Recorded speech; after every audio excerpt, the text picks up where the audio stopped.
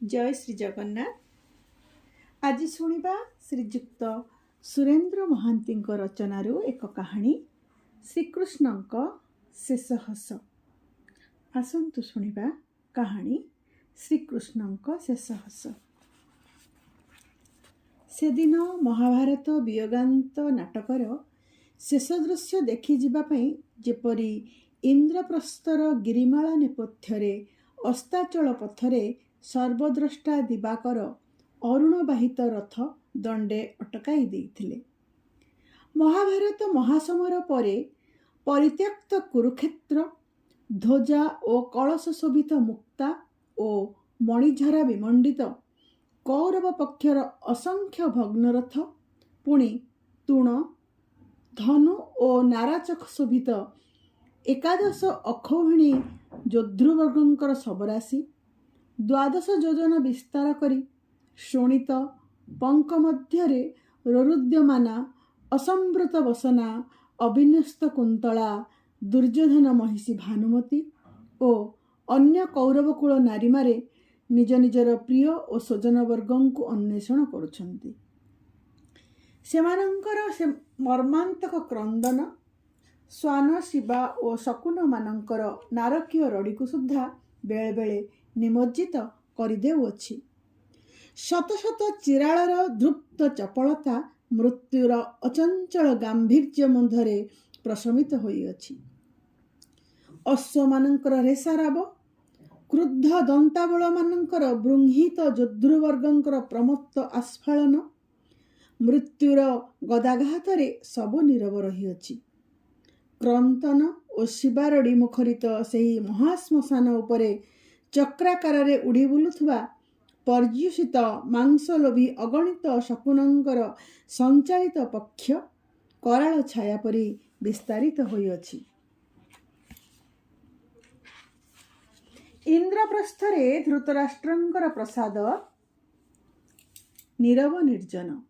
बेले बेले संजय और विदुरंकर शांत धीर पदपद शब्द धृतराष्ट्रंकर मर्मभेदी दीर्घश्वास और गार्धानीकर अस्फुष्ट क्रंदनर भाराक्रांत नीरवता को आउरी घनीभूत करदेउछि। धृतराष्ट्र जन्मांध तेणु कुरुक्षेत्रर महाश्मशान महानिद्रार धूलिशज्यारे मानगोविंद दुर्योधन समेत शतपुत्र पुणी कर्ण शैल्य द्रोण और भूरिश्रवा प्रमुख सखा और सोदर मानंकु शेष बार देखि आसिबा पई तांकर व्याकुलता उत्कंठा शोक और दीर्घश्वास कौरव प्रासादर छायाछन्न भित्तिप्रस्तर देहरे बाधा पाई बारंबार नीरव हेउअछि। मात्र गांधारी निज दुई आखिरु अंधपट्टिकार आवरण फिंगी देई महानिद्रारे शायित शतपुत्रंकु प्रथम और शेष बार थरे देखिबा पाई उत्कंठित होई पड़िछंती। किंतु अंध धृतराष्ट्रंक पाणी ग्रहण बेले सतीत्वर परम निष्ठारे व्रतचारिणी परी गांधारी निजर दुई आखिरे अंधपट्टिकार जो आवरण बांधी दिले ताहार बंधन दुश्चेद्य और ग्रंथि दुर्भेद्य। ता नहेले सतीधर्मर सबु अहंकार भूली आज से ही अंधपट्टिका को एक तुच्छ प्रतिबंधक रूपे पथर धूली रे फिंगी देवा पई से तिले हेले कुंठिता नहंती।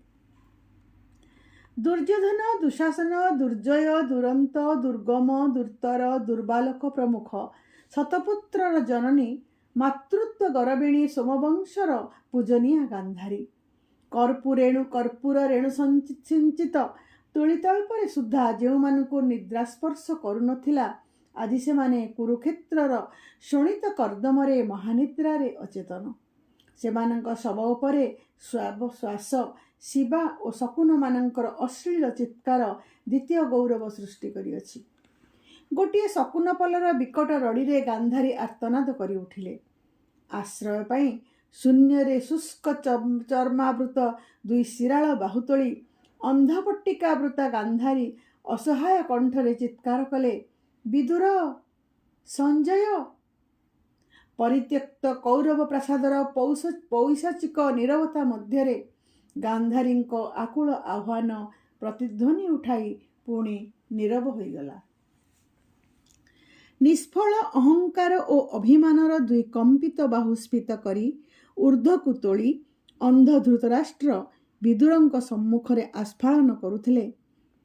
ଭୁଲିଯାଅ ନାହିଁ ବିଦୁର, ଆଜି ସୁଦ୍ଧା ଏହି ଦୁଇ ବାହୁରେ କୁରୁକୁଳ ହନ୍ତା ଭୀମସେନ ସମେତ ପାଣ୍ଡବ ପଞ୍ଚଭ୍ରାତାଙ୍କୁ ଚୂର୍ଣ୍ଣ ବିଚୂର୍ଣ୍ଣ କରିଦେବାର ଶକ୍ତି ଅକ୍ଷୁର୍ଣ୍ଣ ରହିଅଛି। ଧୃତରାଷ୍ଟ୍ର କୌରବ ସିଂହାସନ ଉପରେ ପ୍ରଚଣ୍ଡ ଜିଜ୍ଞାସାରେ ଶସ୍ତ୍ରାହତ ପଶୁ ପରି ଗର୍ଜନ କରି ଉଠିଲେ। ତାଙ୍କର କୁଞ୍ଚିତ ଓ ରେଖାଙ୍କିତ ମୁଖମଣ୍ଡଳର ଶିଥିଳ ମାଂସପେଶୀମାନ ଏକ କାଠିନ୍ୟରେ ନିଷ୍ଠୁର ହୋଇଗଲା। ସୁପ୍ତ ଆଗ୍ନେୟଗିରିର ଅନ୍ଧକାର ବିବର ପରି ତାଙ୍କର ଦୁଇ ଦୃଷ୍ଟିହୀନ ଅନ୍ଧଚକ୍ଷୁରେ ଅଗ୍ନିଉଦ୍ଗାର ଯେପରି ଉଲ୍ଲମ୍ଫନ କରି ଉଠିଲା। ବିଦୁର ଶାନ୍ତ କଣ୍ଠରେ କହିଲେ, ମହାରାଜ, ଧୃତରାଷ୍ଟ୍ରମାନେ ଚିରକାଳ ଅନ୍ଧ। ସିଂହାସନର ସ୍ୱର୍ଣ୍ଣଦୀପ୍ତିରେ କାଳେ କାଳେ ସେମାନେ ଅନ୍ଧ ହୋଇଛନ୍ତି। ଚକ୍ଷୁଷ୍ମତା ଏକମାତ୍ର ଦୃଷ୍ଟି ନୁହେଁ ମହାରାଜ। ପାଣ୍ଡବ ପଞ୍ଚଭ୍ରାତାଙ୍କୁ ସମୂଳେ ବିନାଶ କରିବା ପାଇଁ ଯତୁଗ୍ରହଦାହର ଷଡ଼ଯନ୍ତ୍ର ବେଳେ, ଭୀମସେନଙ୍କୁ ବିଷମୋଦକ ଖୁଆଇବା ବେଳେ, ବ୍ୟାସ ସରୋବରରେ ଆତ୍ମଗୋପନ କରିଥିବା ଦ୍ରୌପଦୀଙ୍କ ପଞ୍ଚପୁତ୍ରଙ୍କୁ ମୃଗୟା ବିଳାସରେ ହତ୍ୟା କଲାବେଳେ, କୁରୁସଭା ତଳେ କୁଳବଧୂ ଦ୍ରୌପଦୀଙ୍କୁ ବିବସନା କଲାବେଳେ, ପୁଣି ସାମାନ୍ୟ 5 ଖଣ୍ଡି ଗ୍ରାମ ପାଇଁ ଶ୍ରୀକୃଷ୍ଣଙ୍କ ଦୌତ୍ୟର ଉତ୍ତରରେ ସୂଚଗ୍ର ପରିମିତ ଭୂମି ଦେବୁ ନାହିଁ ବୋଲି ଦୁର୍ଯ୍ୟୋଧନ ଆସ୍ଫାଳନ କଲାବେଳେ ପୁରଦୃଷ୍ଟିରେ ଆପଣ ଯଦି ଏ ପରିଣତି କଳ୍ପନା କରିଥାନ୍ତେ, ତାହାହେଲେ ଅନୁଶୋଚନାରେ ଆଜି ଆପଣ ଏପରି ତିଳେ ତିଳେ ଦଗ୍ଧୀଭୂତ ହେଉନଥାନ୍ତେ। କିନ୍ତୁ କେବଳ ଆପଣ ନୁହନ୍ତି, ସବୁ ଧୃତରାଷ୍ଟ୍ର ଆପଣଙ୍କ ପରି ଜନ୍ମାନ୍ଧ। ଧୃତରାଷ୍ଟ୍ର କହିଲେ, ମାତ୍ର ଭୀଷ୍ମ, କର୍ଣ୍ଣ, ଦ୍ରୋଣ ପରି ମହାବୀରମାନେ ପାଣ୍ଡବମାନଙ୍କ ଦ୍ୱାରା ଏପରି ପରାଜିତ ହେବେ ତାହା ତ ଆଶଙ୍କା କରିନଥିଲି ବିଦୁର। ବିଦୁର କହିଲେ, ସେଥିପାଇଁ ତ ମୁଁ କହେ, ଧୃତରାଷ୍ଟ୍ରମାନେ ଚିରକାଳ ଅନ୍ଧ। ନିର୍ଯାତିତ, ନିପୀଡ଼ିତ, ଆର୍ତ ଓ ବଞ୍ଚିତର ଦାବି ଆପାତ ଦୃଷ୍ଟିରେ ଯେତେ ଦୁର୍ବଳ ହେଲେ ସୁଦ୍ଧା ଅକ୍ଷୌହିଣୀ ସେନାର ରଣପ୍ରସ୍ତୁତି ଓ ତ୍ରିପୁର ବିଜୟୀ ଯୋଦ୍ଧାମାନଙ୍କର ଧନୁଷ୍ଟଙ୍କାର ତାହାକୁ ବିଡ଼ମ୍ବିତ କରିପାରିବ ନାହିଁ। କେତେ ଦର୍ପିତ ଇନ୍ଦ୍ରପ୍ରସ୍ଥ, କେତେ ମଦମତ୍ତ ହସ୍ତିନା, କେତେ ଅହଙ୍କାରୀ ବାରୁଣା ମହାକାଳରେ ଏହିପରି ବାରମ୍ବାର ଭୁଲୁଣ୍ଠିତ ହେବେ। ମହାରାଜ, ମହାଭାରତରେ ଐକ୍ୟ ଓ ଶାନ୍ତି କ୍ଷମତାର ଦାମ୍ଭିକତାରେ ରହିବ ନାହିଁ। ଲାଞ୍ଛିତ ଓ ଅପମାନିତକୁ ତାର ଯଥାର୍ଥ ଦାବିରେ ପ୍ରତିଷ୍ଠିତ କରିବାରେ ରହିବ ଔଦାର୍ଯ୍ୟରେ, କରୁଣାରେ, ଦାକ୍ଷିଣ୍ୟରେ। ଇନ୍ଦ୍ରପ୍ରସ୍ଥର ଆକାଶରେ କାଳବୈଶାଖୀର ଘୂର୍ଣ୍ଣି ଧୃତରାଷ୍ଟ୍ରଙ୍କ କଣ୍ଠରେ ଯେପରି ଗର୍ଜନ କରି ଉଠିଲା। ବିଦୁରଙ୍କ ପ୍ରତି ପ୍ରଚଣ୍ଡ କ୍ରୋଧରେ ଚିତ୍କାର କରି ଧୃତରାଷ୍ଟ୍ର କହିଲେ, ତୁମେ ନା ବିଦୁର, କୌରବର ଅନ୍ନଭୋଜୀ? କୌରବର ଔଦାର୍ଯ୍ୟରେ, କରୁଣାରେ, ଦାକ୍ଷିଣ୍ୟରେ ତୁମେ ନା ଲାଳିତ ପାଳିତ ଓ ବର୍ଦ୍ଧିତ? ଆଜି ସେହି କୌରବମାନଙ୍କର ଚରମ ଦୁର୍ଦ୍ଦିନରେ ଏହି କ'ଣ ତୁମର ପ୍ରତିଦାନ? କୌରବର ଅନ୍ନର ପ୍ରତିଦାନରେ ତୁମ କଣ୍ଠରେ ସମବେଦନାର କ୍ଷୀଣବାଣୀ ସୁଦ୍ଧା ନାହିଁ। ବିଦୁର ଅବିଚଳିତ କଣ୍ଠରେ ଉତ୍ତର ଦେଲେ, କିନ୍ତୁ ସତ୍ୟ ଯେ କଠୋର ହେଲେ ସୁଦ୍ଧା ଦିନେ ତାହାର ସମ୍ମୁଖୀନ ହେବା ପାଇଁ ପଡ଼ିବ ମହାରାଜ। ଧୃତରାଷ୍ଟ୍ର ଚିତ୍କାର କରି ଉଠିଲେ, କିନ୍ତୁ ସାମାନ୍ୟ ରାଜ୍ୟ ପାଇଁ ପାଣ୍ଡବମାନଙ୍କ ଦ୍ୱାରା ସଖା ନାଶ, ସୋଦର ନାଶ, କୁଳ ନାଶ, ଏହି କ'ଣ ତୁମର ସତ୍ୟ ବିଦୁର? ମୁଁ ବା କିପରି ଭୁଲିବି କହ ବିଦୁର? ଆଜି ସୋମବଂଶର ଦୀପଶିଖା ଗୋଟିକ ପରେ ଗୋଟିଏ ନିର୍ବାପିତ ହୋଇଗଲା। ଅନ୍ଧ ଧୃତରାଷ୍ଟ୍ରଙ୍କର ଅନ୍ଧ ତମିଶ୍ରା ପରି ଏହାପରେ ଅତୀତ, ବର୍ତ୍ତମାନ ଓ ଭବିଷ୍ୟତ ସବୁ ନିରନ୍ଧ୍ର, ସୂଚିଭେଦ୍ୟ, ନିଷ୍ଠୁର ଅନ୍ଧକାର। ବିଦୁର ଶାନ୍ତ କଣ୍ଠରେ ଉତ୍ତର ଦେଲେ, କର୍ମଫଳର ଅଲଙ୍ଘନୀୟ ପରିଣତି ରୂପେ ଏହାକୁ ଗ୍ରହଣ କରି ଶୋକ ସମ୍ବରଣ କରନ୍ତୁ ମହାରାଜ, ଶାନ୍ତି ଲାଭ କରିବେ। ଆପଣ କୁରୁକୁଳରେ ଅଗସ୍ତି ରୂପେ କୌରବ ସମୁଦ୍ର ନିଶେଷ କରିଛନ୍ତି।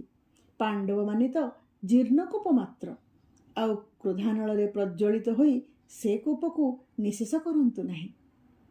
ଏହି ସମୟରେ ଅନ୍ଧପଟିକା ବୃତା ଶୋକାକୁଳା ଗାନ୍ଧାରୀ ଉନ୍ମାଦିନୀ ପରି ସେଠାକୁ ଧାଇଁ ଆସି କହିଲେ, ମହାରାଜ, ଦିନେ ଆପଣଙ୍କ ପାଇଁ ମୁଁ ଆଖିରେ ସ୍ୱହସ୍ତରେ ବାନ୍ଧିଥିଲି ଏହି ଅନ୍ଧପଟ୍ଟିକା। ଏହି ବନ୍ଧନର ଦୁଶ୍ଚେଦ୍ୟ ଗ୍ରନ୍ଥି ଆଜି ସ୍ୱହସ୍ତରେ ଛିନ୍ନ କରିଦିଅନ୍ତୁ ମହାରାଜ। ଶତପୁତ୍ର ଜନନୀ ମୁଁ ଜୀବିତାର ଯେଉଁମାନଙ୍କୁ ଦେଖି ନାହିଁ, ଆଜି ଅନ୍ତତଃ ମୃତ୍ୟୁର ଶେଷ ଶଯ୍ୟାରେ ସେମାନଙ୍କୁ ଥରେ ଦେଖି ନୟନର ଜ୍ୱାଳା ଶାନ୍ତ କରେ। ଅନ୍ଧପଟ୍ଟିକାର ଗ୍ରନ୍ଥି ଛିନ୍ନ କରିବାର ନିଷ୍ଫଳ ଉଦ୍ୟମରେ ଶିରାଳ ଅଙ୍ଗୁଳିର ଶତନଖଘାତରେ ନରକକୋଟି ପରି ଦିଶୁଥିବା ଗାନ୍ଧାରୀଙ୍କ ଶୁଷ୍କ ଚର୍ମାବୃତ ମୁଖ ରକ୍ତାକ୍ତ ହୋଇ ପଡ଼ିଲା। ଲୋତକ ଓ ଶୋଣିତର ଧାରା ଗାନ୍ଧାରୀଙ୍କ ମୁଖମଣ୍ଡଳକୁ ଅତ୍ୟନ୍ତ ଭୟଙ୍କର କରିଦେଇଥିଲା। ଗାନ୍ଧାରୀ ଶୋକାପ୍ଳୁତ କଣ୍ଠରେ ପୁଣି ଥରେ ଚିତ୍କାର କରି ଉଠିଲେ, ମହାରାଜ, ଆପଣଙ୍କ ପାଇଁ ଅନ୍ଧପଟ୍ଟିକାର ଆବରଣ ତଳେ ଚକ୍ଷୁ ଥାଇ ସୁଦ୍ଧା ମୁଁ ଚିରଜୀବନ ଅନ୍ଧ ରହି ଆସିଅଛି। ଆଜି ମୋ ପାଇଁ ସେ ଆବରଣ ଥରେ ଉନ୍ମୋଚନ କରନ୍ତୁ ମହାରାଜ। ଗାନ୍ଧାରୀଙ୍କ ଅନୁରୋଧରେ ଧୃତରାଷ୍ଟ୍ରଙ୍କର ମୁଖମଣ୍ଡଳ ଏକ କୃଷ୍ଣ ମେଘଖଣ୍ଡରେ ଯେପରି ଆଚ୍ଛନ୍ନ ହୋଇ ପଡ଼ିଲା। ଗାନ୍ଧାରୀ ଜାଣନ୍ତି ନାହିଁ, ମାତ୍ର ଧୃତରାଷ୍ଟ୍ର ଜାଣନ୍ତି। ଅନ୍ଧପଟ୍ଟିକାବୃତ ଗାନ୍ଧାରୀଙ୍କର ଦୁଇ ଚକ୍ଷୁରେ ପୁଞ୍ଜୀଭୂତ ହୋଇ ରହିଅଛି ବିଶ୍ୱର ଦାବାନଳ। ସେ ଦୃଷ୍ଟିରେ ଥରେ ଫିଟିଲେ ଧୃତରାଷ୍ଟ୍ର ସୁଦ୍ଧା ସେଥିରେ ଭସ୍ମ ହୋଇଯିବେ। ଗାନ୍ଧାରୀଙ୍କୁ ସାନ୍ତ୍ୱନା ଦେଇ ବିଦୁର କହିଲେ, ଶୋକ ସମ୍ବରଣ କରନ୍ତୁ ମହାଦେବୀ। କିଏ କହେ ଆପଣ ପୁତ୍ରହୀନା? ଅଗ୍ରପାଣ୍ଡବ ଯୁଧିଷ୍ଠିରଙ୍କ ଅଭୟ ଛାୟା ତଳେ ଦୁର୍ଦକ୍ଷ ଏବେ ସୁଦ୍ଧା ଜୀବିତ। ପୁଣି ପଞ୍ଚପାଣ୍ଡବ ତ ଆପଣଙ୍କୁ ଜନନୀ ତୁଲ୍ୟ ଭକ୍ତି କରନ୍ତି। ଗାନ୍ଧାରୀ ଉନ୍ମାଦିନୀ ପରି ଚିତ୍କାର କରି ଉଠିଲେ, ମୁଁ ଜାଣେ ମହାରାଜ, ଆଉ ଏ ଅନ୍ଧପଟ୍ଟିକା ଉନ୍ମୋଚିତ ହେବ ନାହିଁ। ଆରମ୍ଭରୁ ଶେଷ ପର୍ଯ୍ୟନ୍ତ ଗାନ୍ଧାରୀର ଜୀବନ କେବଳ ଅମାବାସ୍ୟାର ନିରନ୍ଧ୍ର ନିଷ୍ଠୁର ଅନ୍ଧକାର। ଗାନ୍ଧାରୀ ଯେପରି ବାତ୍ୟାବାହିତ ଗୋଟିଏ ଶୁଷ୍କ ପତ୍ର ପରି ଧୃତରାଷ୍ଟ୍ରଙ୍କ ସମ୍ମୁଖକୁ ଓଡ଼ି ଆସିଥିଲେ, ସେହିପରି ସେଠାରୁ ପୁଣି ସ୍ଖଳିତ ପଦରେ ଚାଲିଗଲେ। ରଥ ପ୍ରସ୍ତୁତ। ଯୁଧିଷ୍ଠିର ଏକାକୀ ରଥରେ ଉପବେଶନ କରିବା ପାଇଁ ଉଦ୍ୟତ ହେଉଥିଲେ। ଏହି ସମୟରେ ଶ୍ରୀକୃଷ୍ଣ ଦୁର୍ଦକ୍ଷ ସହିତ ହଠାତ୍ ବିପରୀତ ଦିଗରୁ ଆସି ତାଙ୍କୁ ପଚାରିଲେ, ହସ୍ତିନାର ସିଂହାସନର ଆସନ୍ନ ଅଭିଷେକର ଉତ୍ସବ ମଧ୍ୟରେ ଏକାକୀ କେଉଁ ଆଡ଼େ ବାହାରିଲେ ଧର୍ମରାଜ? ଯୁଧିଷ୍ଠିର କହିଲେ, ମାତା ଗାନ୍ଧାରୀ ମୋତେ ସ୍ମରଣ କରିଛନ୍ତି, ତାଙ୍କରି ଦର୍ଶନ ପାଇଁ ବାହାରିଅଛି।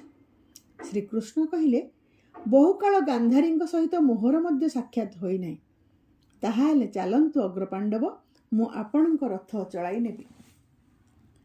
ଯୁଧିଷ୍ଠିର ଏ ପ୍ରକାରର ଆକସ୍ମିକତାରେ ବିସ୍ମିତ ହୋଇ ପଚାରିଲେ, ଏ ପୁଣି କି ନୂତନ ମାୟାଧର? ଶ୍ରୀକୃଷ୍ଣ ସାରଥୀ ସ୍ଥାନରେ ବସି ହସି ଯୁଧିଷ୍ଠିରଙ୍କୁ କହିଲେ, ମହାଭାରତର ଜୈତ୍ରଯାତ୍ରାରେ ପଥରେ ଯେ ପାଣ୍ଡବଙ୍କ ଜୟରଥ ବାହିଥିଲା, ତାର ଦିଗ୍ଦର୍ଶନରେ କ'ଣ ଆପଣଙ୍କର ସନ୍ଦେହ ହେଉଛି କୌନ୍ତେୟ? ଯୁଧିଷ୍ଠିର ନୀରବ ରହିଲେ। ଶ୍ରୀକୃଷ୍ଣ ଚିରଦିନ ଏହିପରି ପ୍ରହେଳିକାମୟ। କୁରୁକ୍ଷେତ୍ରର ମହାଶ୍ମଶାନ ମଧ୍ୟରେ ପ୍ରତି ଶବସ୍ତୂପ ବୁଲି ସଞ୍ଜୟଙ୍କ ସହିତ ଗାନ୍ଧାରୀ ଶତପୁତ୍ରଙ୍କ ଶବ ସନ୍ଧାନ କରୁଥିଲେ। ଶିବା, ଶକୁନ ଓ ଶ୍ୱାନଦଳଙ୍କୁ ଠେଲି ଗାନ୍ଧାରୀଙ୍କ ହସ୍ତ ଧରି ସଞ୍ଜୟ ତାହାଙ୍କୁ ଆସନ୍ନ ସନ୍ଧ୍ୟାର ବିଷନ୍ନ ଗୋଧୂଳି ମଧ୍ୟରେ ପଥ କଢ଼ାଇ ନେଉଥିଲେ। ସଞ୍ଜୟ କହିଲେ, ମହାଦେବୀ, ଭୂତଳଶାୟୀ ହୋଇ ମହାନିଦ୍ରାରେ ଅଚେତନ ହୋଇ ପଡ଼ିଛନ୍ତି। ଏଇ ଦେଖନ୍ତୁ ପିତାମହ ଭୀଷ୍ମ। ମୁଖମଣ୍ଡଳରେ ତାଙ୍କର ଅନନ୍ତ ପ୍ରଶାନ୍ତି। ଗାନ୍ଧାରୀ କହିଲେ, ଜାଣେ ସଞ୍ଜୟ, ସ୍ୱଇଚ୍ଛାରେ ସେ ପ୍ରାଣ ସମ୍ବରଣ କରିଛନ୍ତି। ତା ନହେଲେ ତ୍ରିପୁର ବିଜୟୀ ଭୀଷ୍ମଙ୍କ ସମ୍ମୁଖରେ ପାଣ୍ଡବମାନେ ତ ତୁଚ୍ଛାଦପି ତୁଚ୍ଛ। ସଞ୍ଜୟ କହିଲେ, ଆଉ ରଥଚକ୍ର ତଳେ ଏଠି ନିଷ୍ପେଷିତ ହୋଇ ପଡ଼ିଛନ୍ତି ବାଲ୍ଲିକ ବୀର ସୋମଦତ୍ତ, ମତହସ୍ତିର ଦନ୍ତାଘାତରେ କ୍ଷତାକ୍ତ ହୋଇ ପଡ଼ିଛନ୍ତି ଭୂରିଶ୍ରବା।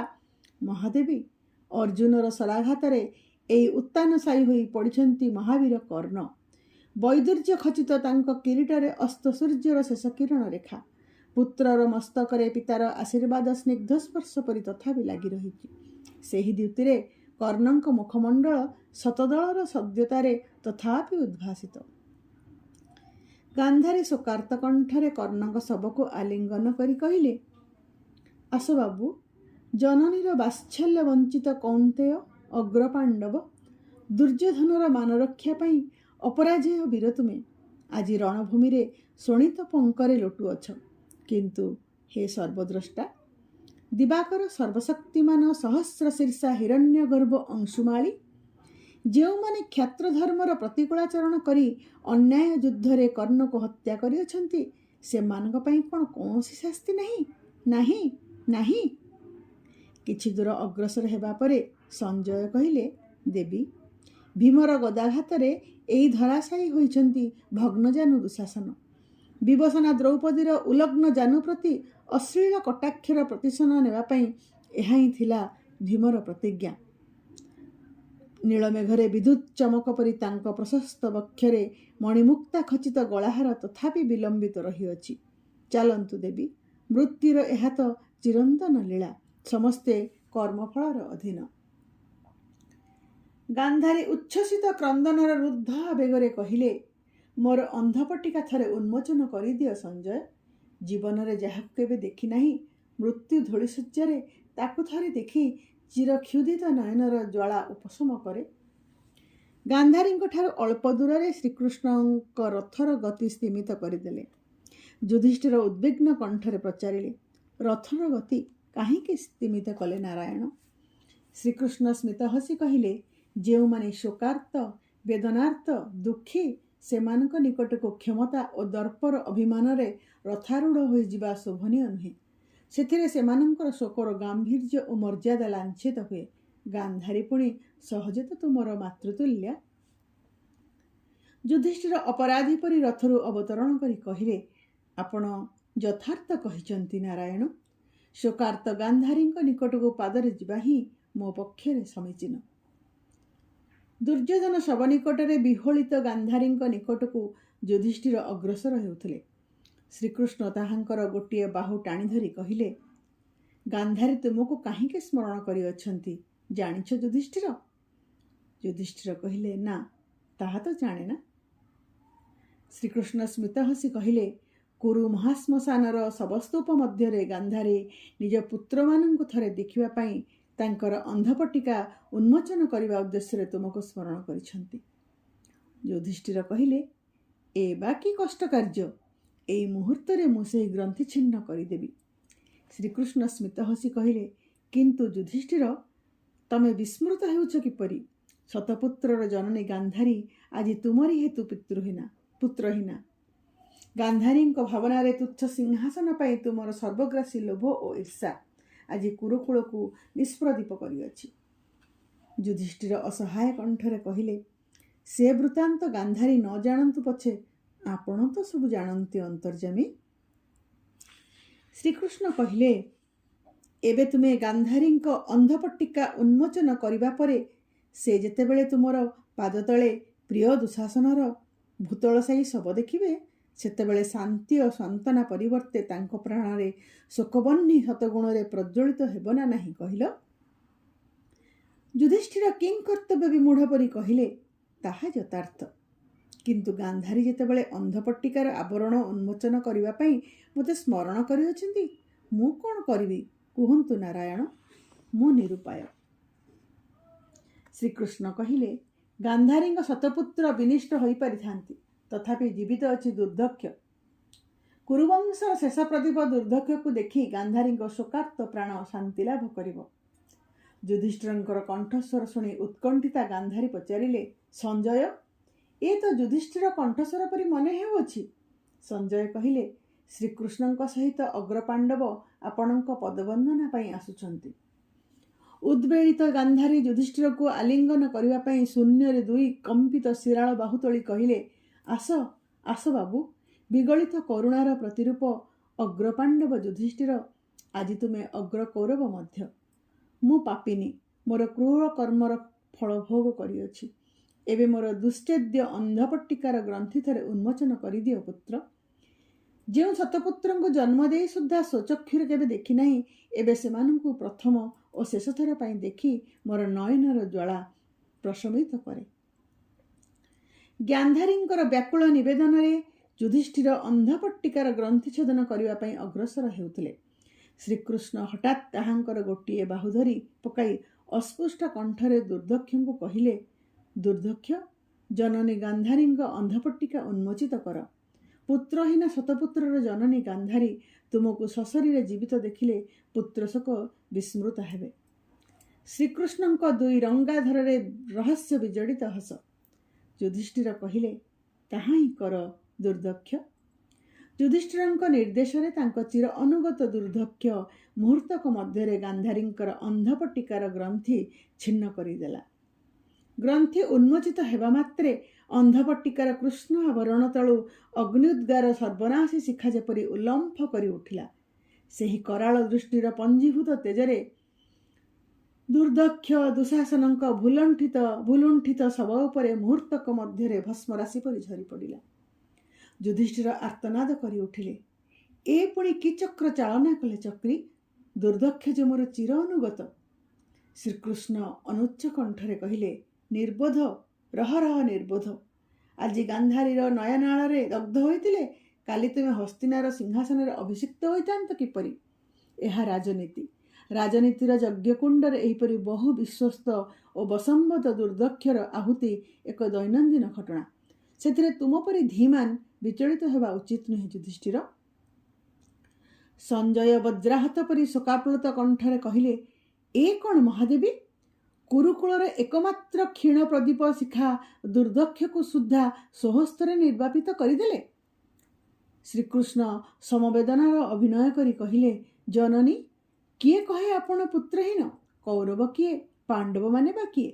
ସେମାନଙ୍କୁ ଏବେ ପୁତ୍ର ରୂପେ ଗ୍ରହଣ କରନ୍ତୁ। ଶ୍ରୀକୃଷ୍ଣଙ୍କର ଦୁଇ ରଙ୍ଗାଧରରେ ରହସ୍ୟ ବିଜଡ଼ିତ ହସ।